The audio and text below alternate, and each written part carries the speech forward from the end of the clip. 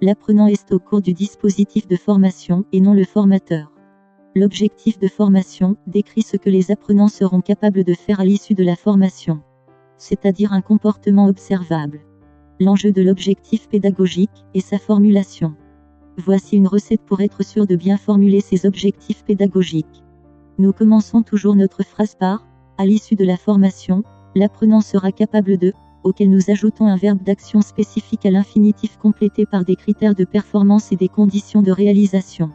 Tout d'abord, le verbe d'action à l'infinitif il est là pour favoriser l'observation du comportement. Son choix est très important. Il doit être le plus spécifique possible. Les verbes, tels que comprendre, sensibiliser, apprendre sont à bannir.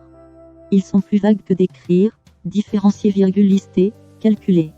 Benjamin Bloom a conçu un outil très utile qui porte son nom, la taxonomie de Bloom. Elle liste une série de verbes classés en fonction du niveau d'apprentissage que l'on cherche à atteindre avec cet outil.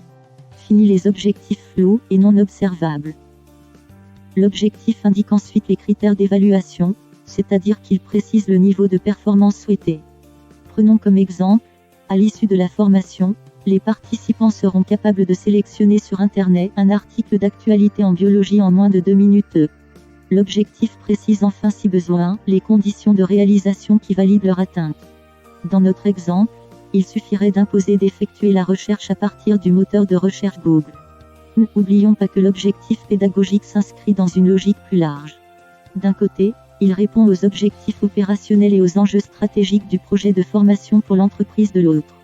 Il se décompose en plusieurs sous-objectifs pédagogiques correspondant aux étapes par lesquelles le formateur fait passer ses apprenants.